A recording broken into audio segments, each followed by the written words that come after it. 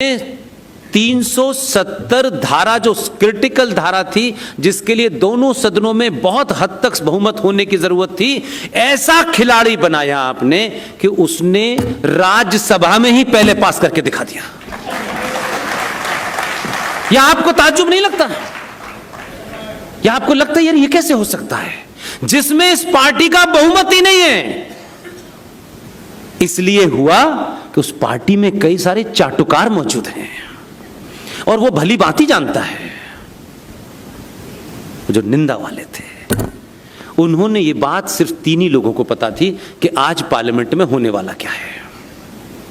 और पार्लियामेंट में गया और उसने पूरी कहानी पढ़ी और उसके बाद जब वोटिंग हुई तो स्पीकर ने कहा राज्यसभा के पास, तो वो जो आलू की फैक्ट्री से सोना बना रहे थे, उन्होंने पीछे मुड़ के देखा लेबर कहां गई, तो उनकी लेबर गायब थी। उसे 24 घंटे तक पता नहीं कि लेबर आज काम पे आई क्यों नहीं, जब सबसे ज्यादा जरूरी काम था। तब पता चला कि दूसरे वाले ने फूल प्रूफ काम करता है। वो संसद की जितनी मर्यादाएं हैं, जितने नियम कानून हैं, उसको ध्यान में, इसलिए मैंने कहा कि खेल इसी संसद में हो सकता है, खेल खेलना आना चाहिए। इसलिए ये रोना तो बहुत साल से चला, अरे साहब हमारे पास दोनों सदनों में बहुमत नहीं होगा तो ये नहीं होगा। करने की नियत होनी चाहिए, और जब नियत होती है तो संसदीय परंपराओं के अनुसार हमारे देश में समय समय पर हमारे यहां से बहुत लोग विदेश जाते रहते हैं। कभी जाते हैं इजराइल के, वहां ड्रिप खेती कैसे होती है देखने जाते हैं, क्योंकि उसके बाद उन्हें अपने घर में करनी होती है। कई बार चिदंबरम साहब भी गए थे, उनकी खेती की आय पता है। वो ऐसे देश के पहले किसान हैं कि जब उनके बारे में ढूंढा गया कि इनकी खेती की आय जो दिखाई गई है वो टैक्स फ्री होती है, वो इतने करोड़ों में है, तो लोगों ने कहा खेती कर कहां रहे थे? तो गमलों में गोभी उगा करके कई हजार करोड़ का उन्होंने गोभी उगा दिया है। ऐसे दौर में इन्होंने भी कहा कि हम भी चाहते हैं कि कुछ लोग बाहर जाएं और देख के आएं। 3 महीने पहले, 2 महीने पहले उसने कहा कि देश में जो नए नवेले से आए हैं एमपी जीत करके, जिन पे बेचारों पे अभी बेरोजगारी की वजह से कोई काम नहीं है, उनसे कहा कि आप ऐसा करें कि ऐसी जो हमारे यहाँ डेलीगेशन जाते हैं बाहर स्टडी करने के लिए, जिंदगी में पहले पढ़े नहीं, अब स्टडी करने जाएंगे। पढ़ लेते तो फिर बात ही क्या थी।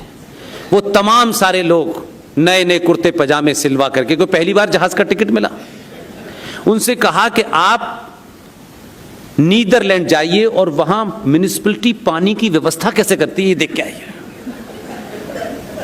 और सबने नए नए कपड़े उपड़े सिलवा लिए। 2 महीने पहले उनका जो प्रोग्राम था वो तय किया गया और उनसे कहा कि फला फला डेट में वो जाना है। डेलीगेशन जाती रहती है, कोई उसमें नई बात नहीं। उसमें से किसी एक ने पूछा भी कि इसमें, इस डेलीगेशन में हर पार्टी के लोग हैं लेकिन बीजेपी के नहीं है। तो जो लोग कर रहे थे, क्योंकि मैं उसमें मेरे बहुत सारे मित्र हैं, उन्होंने कहा मोदी जी ने कहा है सबका साथ सबका विश्वास, और नीदरलैंड भेजा। वो नीदरलैंड में पानी की टंकी, नली कैसे खुलेगी कैसे नहीं खुलेगी, वो वहां अध्ययन कर रहे थे। आपके आदमी की शातिरपना देखिए, जो पॉजिटिव है, जो अच्छी बात है। राजसत्ताएं ऐसे ही चलती हैं, हाथ जोड़ के नहीं चलती है। नीदरलैंड में वो पानी की व्यवस्था 40 एमपी गए देखने, और ये इतना समझदार आदमी है, उसने कहा मान लो कोई इसको खेल को बिगाड़ भी दे, तो सरकार ने जिस दिन 370 लाना था उस दिन नीदरलैंड से लौटने की फ्लाइट ही नहीं थी, इसलिए वो लेबर चली गई। तो संविधान का उल्लंघन नहीं किया, संसदीय मर्यादाओं का कोई गड़बड़ नहीं किया, और लोग घंटों सोचते रहे कि ये पास कैसे हो गया। और उसके बाद जब वो आए लौट के, तब तक तो चिड़िया खेत चुक चुकी थी। तो ये जो ताकत है, ये खुश होने के साथ साथ भविष्य की चुनौतियों में आपको ऐसे ही बिहेव करना है। इसलिए आज 3-4 पॉइंट बोल करके मैं अपनी बात समाप्त करता हूं। चालू रखिए सर। अच्छा, कह रही चालू रखिए। देखिए, हमारी खामोशी के कारण, खासतौर से हिंदुओं की सना की और हिंदू पार्टियों और हिंदुओं के ठेकेदारों की मक्कारी, दलाली, उन्हें जो भी गंदे से गंदा शब्द आप दे सकते हैं, जो साहित्य में ठीक लगता हो दे दीजिए। हम समय पे नहीं बोले, और हम में से बड़े बड़े पुरुषार्थी, हर चौराहे पे एक हिंदूवादी मिल जाएगा, हर गली में 3 संगठन मिल जाएंगे। मेरी उनसे कोई निजी शिकायत नहीं है भाई, निजी शिकायत बिल्कुल भी नहीं है। इतने एक्स और इतने वाई, इतने एमपी और एमएलए भी बैठे, वो भी नहीं बोल पा रहे, वो भी नहीं बता रहे भाई ठीक है, कल की कल देखी जाएगी, ये सच होगा जिनके बीच में रह रहा हूं, रह रही हूं। यार, ये तो मेरे से लोग सवाल पूछेंगे, उन्हें डर ही नहीं है, क्योंकि उन्हें मालूम है कि आपको अफीम खिला दी गई है, इसलिए आप ये सवाल नहीं उनसे पूछेंगे। 1991 में हमारी चुप्पी और हमारे दलाल नेताओं के साठ गांठ के चलते, मुंह पे कह रहा हूं मैं ये बात, अपनी चाटुकारिता के चलते, स्वार्थ के चलते, पीवी नरसिम्हा राव की सरकार थी, अयोध्या मूवमेंट अपने पीक पर था।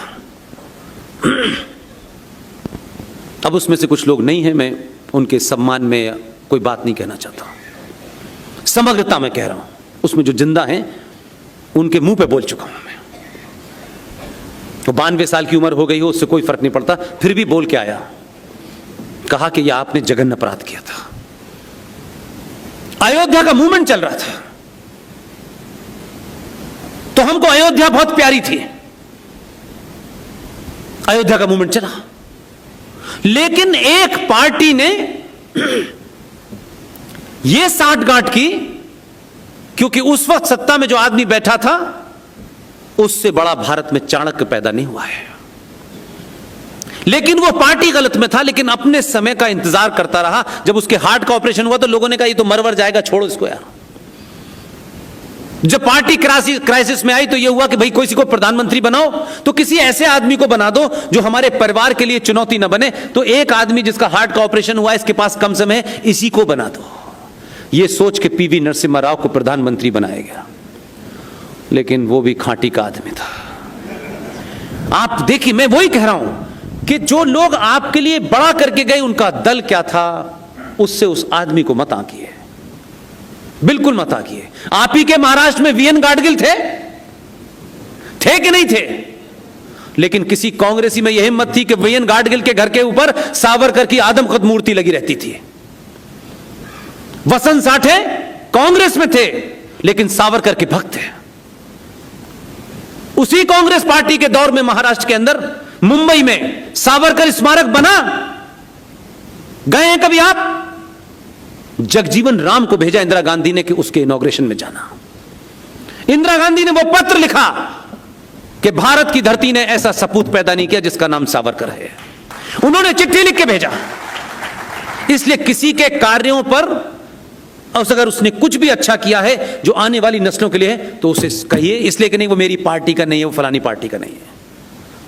पीवी नरसिम्हा राव ने कहा एक कानून बनाना है, हम इसमें सहमति चाहते हैं। कानून क्या था कि हम अयोध्या को उस कानून से अलग कर देते हैं, क्योंकि इससे आपको दुकान चलानी है। और फिर एक कानून बना जो भारत की संसद को, इसकी ताकत ही नहीं है, इसे हमने सुप्रीम कोर्ट में विष्णु शंकर जैन, हरिशंकर जैन ने चैलेंज कर दिया है। हमारी टीम के युवा साथी हैं। कानून यह बना कि 15 अगस्त 1947 को जितने भी इस देश के अंदर इस्लामिक आताताई और ईसाइयों की हुकूमत में मंदिरों को खंडित करा गया है, मंदिर तोड़े गए हैं, उनका स्ट्रक्चर यानी उनका स्वरूप बदल दिया गया है। मंदिर के अंदर कहीं मजार बना दी गई है, कहीं मस्जिद बना दी